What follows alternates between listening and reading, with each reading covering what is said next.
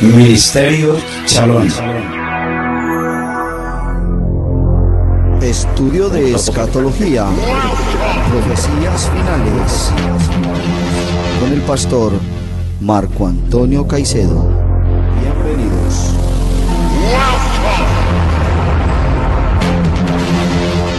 Dios bendiga, hermanos y amigos. Es nuestro mayor deseo llegar hasta ustedes con este proyecto Estudio Bíblico, especialmente para hablar uno de los temas de mucha actualidad y de mucha importancia. Me refiero a la escatología bíblica. La palabra escatología quiere decir la teología de los últimos eventos o profecías finales. Eso es lo que queremos decir con la escatología. Hay unas posiciones que son extremas en el estudio de la escatología. Una de ellas es la escatofobia, el temor que a algunos le da de estudiar la profecía, especialmente, digamos, leerse el libro del Apocalipsis o alguna de sus partes, por la simbología, por todos los elementos que allí se ven. Entonces le tienen fobia, miedo, terror a la escatología. Pero la otra parte es la escatomanía. Todo lo que ven y quisieran ver en la Biblia es escatología, es profecía. Y por eso a veces tienden a llegar a los extremos y cometer unos errores muy absurdos, contradiciendo de esa manera la Biblia. Pero en esta oportunidad quiero que tratemos sobre la escatología en el orden cronológico que nos presenta la Biblia misma. Y para eso quiero compartir con ustedes, al hacer esta introducción, de un texto, unas palabras que escribe el apóstol Pedro, y dice en su segunda carta, en el capítulo 1, el verso 19, tenemos también la palabra profética más segura, a la cual hacéis bien estar atentos, como a una antorcha que alumbra en lugar oscuro, hasta que el día esclarezca y el lucero de la mañana salga en vuestros corazones.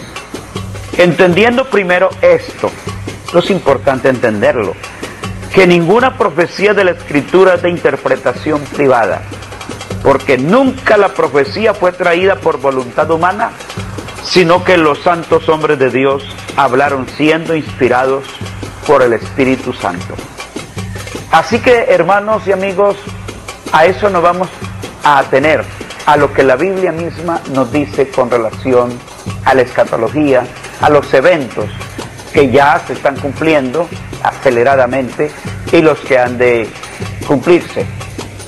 En sí, ¿qué es la escatología? Vamos a decir que para Noé, las palabras que Dios le había dicho de que iba a enviar un diluvio sobre esta tierra eran profecías, para él era escatológico, porque había que esperar el cumplimiento de eso que Dios le había dicho. Jamás nadie había visto caer agua, y menos en las cantidades que Dios le dijo a Noé que iba a ocurrir. Pero Noé esperó por alrededor de unos 120 años, según el texto de Génesis, al cumplimiento de esto. Cuando ya se cumplió, ya es profecía cumplida. Y así muchos otros eventos que hay en las Escrituras. Todo el Antiguo Testamento es escatología que para nosotros ya se cumplió en gran parte, porque estamos esperando algunos otros eventos que, a la par con las profecías del Nuevo Testamento, de las palabras que el Señor Jesús dijo y que los discípulos, los apóstoles del Señor, entre ellos Pablo, han dicho o escribieron señalando hacia el futuro. Entonces, nuestro estudio bíblico vamos a comenzarlo de la siguiente manera. Tenemos que para los hermanos, para los amigos que han adquirido, hermanos especialmente que han adquirido el afiche, porque este trabajo viene con un libro, un folleto bien amplio y un afiche. Entonces vamos a iniciar nosotros este trabajo de la siguiente manera. Iniciamos sobre el Calvario, allí donde se compra, se paga el precio de nuestra redención, de nuestra salvación. Tenemos aquí este evento, en la cruz donde se hizo nuestra redención. El evento seguido del Calvario, después de la resurrección del Señor, tenemos entonces el aposento alto, es donde nace la iglesia. La iglesia del Señor nace en el día de Pentecostés, el sermón del apóstol Pedro, la conversión de tantas otras almas, y de allí en adelante se inicia entonces el periodo llamado de la gracia, hablando ya de las dispensaciones, el periodo de la gracia y el periodo que hasta ahora estamos viviendo, con los eventos siguientes, que es el desarrollo del Evangelio de Jesucristo el Señor. ¿Cómo se ocurre el desarrollo? Pues ahí tenemos el cristianismo siendo perseguido por la Roma política.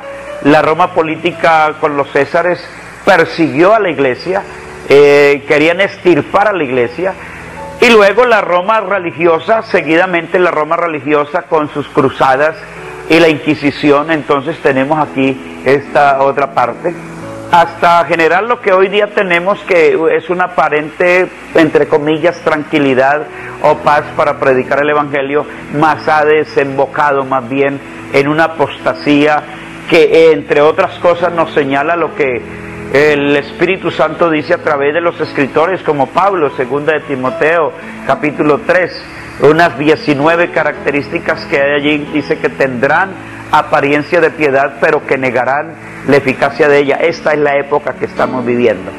Entonces, hermanos y amigos, aquí tenemos ya el desarrollo de las demás cosas en el orden cronológico que Dios ha establecido. ¿Qué espera la iglesia? Tenemos que, entre las cosas hermosas que dice la Biblia, dice Pablo, la esperanza bienaventurada. La esperanza bienaventurada es esperar la venida de Cristo, el Señor que viene por su iglesia. Entonces quiero con ustedes decirles, hay que hacer una gran definición entre el levantamiento de la iglesia o el rapto de la iglesia, como aprendimos los antiguos hace tanto tiempo, y hemos venido hasta este momento esperando esa gloriosa venida de Cristo por su iglesia. Entonces llamémoslo el rapto de la iglesia. Esto es lo que estamos esperando. En el orden cronológico, el próximo grande acontecimiento en la cronología profética de Dios es precisamente esto: el arrebatamiento de la iglesia. Entonces yo no sé, hermanos y amigos, si ustedes están con esa esperanza bienaventurada, si esperan la venida del Señor, o están como algunos otros confundidos. Pero el arrebatamiento de la iglesia es el acontecimiento futuro en el cual Jesucristo el Señor descenderá del cielo para resucitar los cuerpos de los creyentes muertos y transformar a los creyentes que estemos vivos para ese entonces y llevarnos a su presencia en un instante. Y luego vamos a escoltarnos hasta el cielo para que vivamos con Él para siempre, porque precisamente esas son las promesas del Señor. El arrebatamiento, repito, es la esperanza bienaventurada de la iglesia. Cabe decirlo, los creyentes, las congregaciones que han perdido de vista esta esperanza bienaventurada, de allí que vivan una vida mediocre o de cualquier manera de enfriamiento, porque pues no hay como una motivación. Pero los que hemos aprendido la Escritura y creído lo que la Biblia dice, que el Señor vendrá de un momento a otro, o a la medianoche, o a la madrugada, nadie sabe el día, la hora, esto nos hace estar siempre en la expectativa.